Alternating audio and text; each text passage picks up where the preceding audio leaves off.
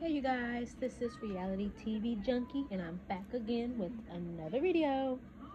In today's video, we're going to be talking about Basketball Wives LA Season 9's Colorism Drama Episode 3. Now let's just get into it, guys.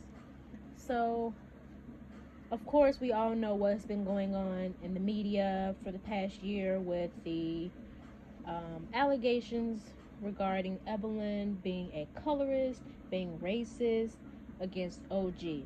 Now, all of this started last season with season 8, and when they both got into a confrontation with each other, things really escalated and went just a little too far for me.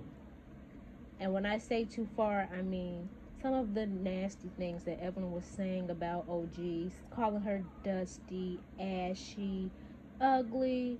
And I know these things do not just pertain to black women and dark-skinned women, but in the context and the connotation that she put behind those words really just made me give her a side eye. Now, we all know Evelyn has a history of being very vocal, very outspoken, very rude, very brass, and just has this I don't give a attitude. So usually the viewer sees it as a normal, dialogue that she has with castmates, but this one with OG just seems a little bit different to me.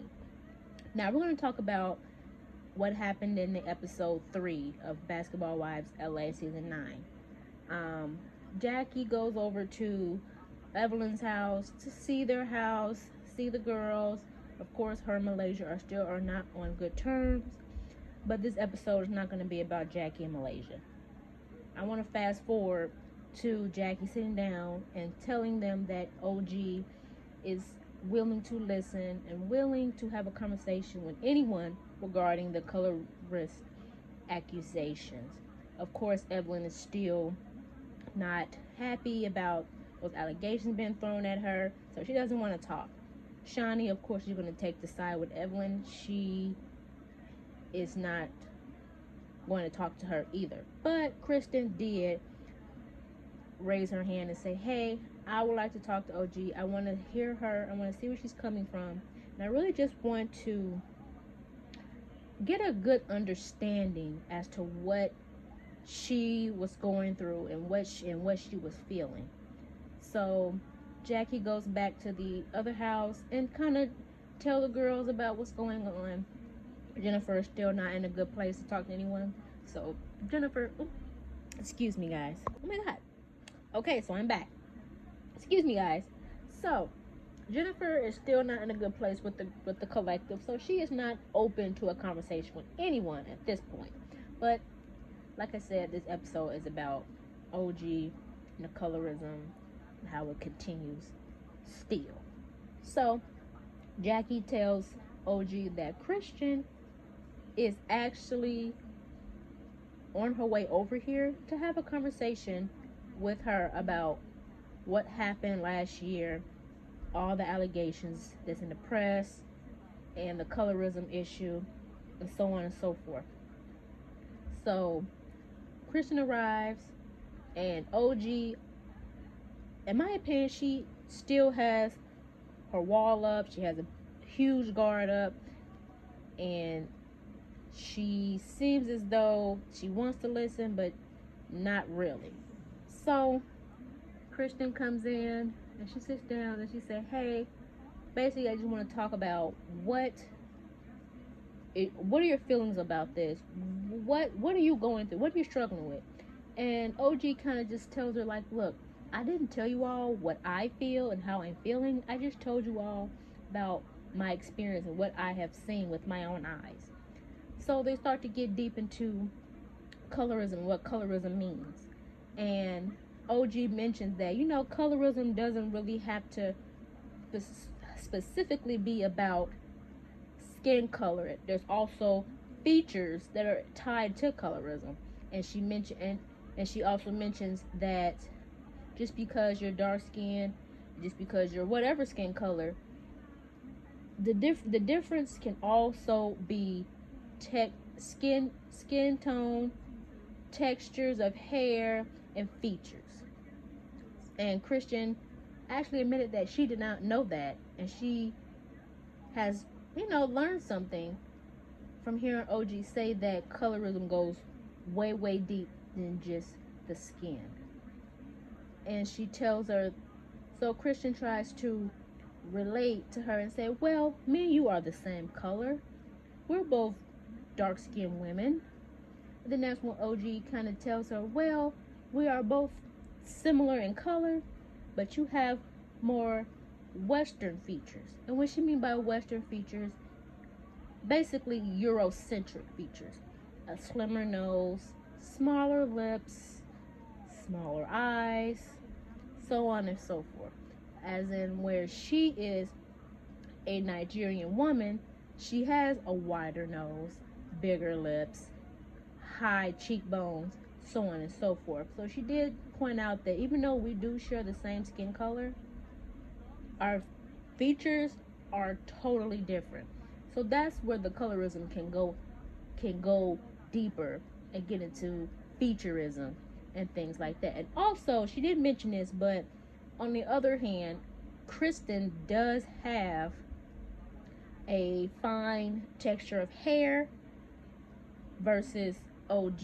Now, I'm not sure. I haven't seen OG with her natural hair, but I would assume that her hair is more on the 4C side versus Kristen, whose hair is giving me a 3B in that area. So there are skin colors the same, but they look physically two different people. So that's pretty much what OG was coming from with this, because Kristen's argument was like, well, we're the same skin color, and I really haven't felt like I've been singled out because my dark skin in this group. And she had to tell, like, look, your dark skin looks like my dark skin, but my features and your features are totally different, and that plays a part in society. You are deemed more beautiful in the media versus I am. Now, she did not say that, but that's kind of what she was hinting at. So in the end, Kristen still stands on the fact that she doesn't feel that way. She doesn't feel that Evelyn is colorist or the group is colorist. And OG pretty much is done talking to her at this point. And it kind of goes left and start talking about other storylines, which I'm not really interested right now in. But besides the fact of that, now I'm a live watcher and I like to live interact on Twitter with the hashtags BasketballWiveLA. And I was seeing a lot of comments. They were pointing out certain things that I did not see in the episode that were very shocking to me. And I went back and rewatched the episode to see that the girls, the collective, who were over in Evelyn's house, Evelyn, Shawnee, Malaysia, and Kristen, were laughing at OG's pain. And I just find it so weird. And I find it really disheartening to see that these black women, and especially Malaysia, because she's of a darker hue as well, cannot just have just an ounce of sympathy or empathy for OG and her struggle and her plight being a African woman in America. And it was really distasteful to see Shawnee kind of dismiss everything that Kristen came back and said, about her conversation that she had with OG. And Shawnee really just kind of blew it off like, oh, I stayed up all night for this. I'm going to bed. It's like, do you care about the issue or do you not? I don't understand this unwillingness to just have an open ear and just to listen to her and hear her out. You guys say that she's aggressive and she's this and she's that, but the minute that she is being more calm and willing to speak, you all do not want to listen. I think that was I think that's the biggest issue that I feel she has with the group, is that you all are not willing to listen. And it's really sad that this is where they are 9 years into this series, that we have to have this colorism conversation, and nobody wants to have it because no one wants to look like a bad guy. Okay? Nobody wants to look like they have put this woman in a corner and treated her differently than others, when in fact they have. Let's go back to last season's reunion, where they claimed she was so aggressive and they had her film her portion of the reunion in a different room, when looking back at the timeline, the history of Basketball Wives, Evelyn has been very, very, very aggressive and been physically violent to multiple people on the cast, as well as Malaysia and as well as Tammy. I know Tammy was not there at the reunion because of her own reasons, but there has been so many aggressive scenes and aggressive moments from Evelyn and from Tammy and from Malaysia. But these women are still able to sit on the same stage as everybody else. Now, I don't know if the reason is because they are Shawnee's favorite, or in this case, with regard to OG, it may be a colorism problem.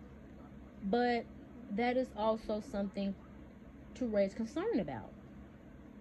Now, I usually don't like to give my opinions about things like this because I don't really understand the plight of darker skinned women, because I am not a dark skinned woman, but I am always willing to listen to them when they say, hey, this is a form of colorism, this is a form of featureism, texturism, so on and so forth. And the fact that these grown older women with children, dark skinned children at that, are not willing to hear her out, because the same thing that she has gone through and is going through on this show with these women, their children are probably going through or are going to go through.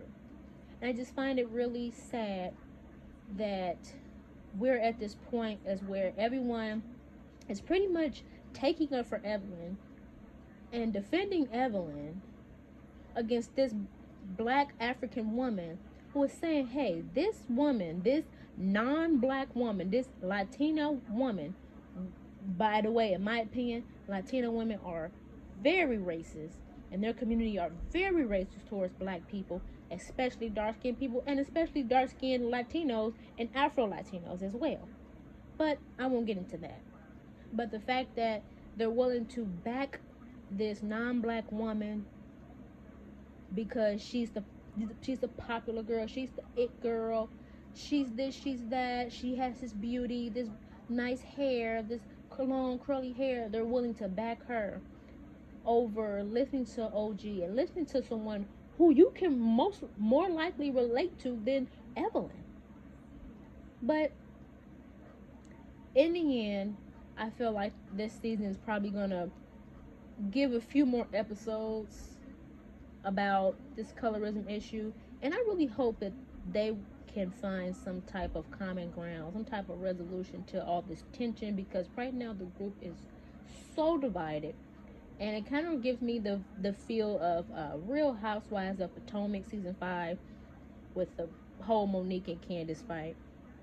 You know how the cast got really divided, and there's always that one person in the middle, which was Karen, and in this case it's Jackie. Pretty much Jackie is playing the middleman, trying to relay messages between each group, and it's kind of really sad, and I really wish that these women could resolve these issues sooner than later. And I'm just really hoping that they are willing to listen to OG and really grasp what she is saying and really soak it in and really do better. Just do better. So yeah, that's my take on Basketball Wives LA season 9 episode 3. You guys can check Basketball Wives out on VH1 every Tuesday at 8 p.m. Eastern Standard Time. I like to watch mine on Sling TV. If you all have cable providers, you watch it on there. You can watch it on Hulu and other streaming services as well. Thank you all for clicking on my video and listening to my rant and my opinion about what's going on Basketball Wives. I will be covering pretty much every episode up until the last episode of the season, and then also the reunions. And I'll also give my commentary on anything else that you guys would like to hear or have me talk about. So thank you so much for clicking this video. I'd like you to like, comment, and subscribe. I'm turning this channel into a whole new thing. I want to find my thing, find my niche, and I really think that this is gonna be it. All right, thank you guys so much, and I'll see you guys later. Bye.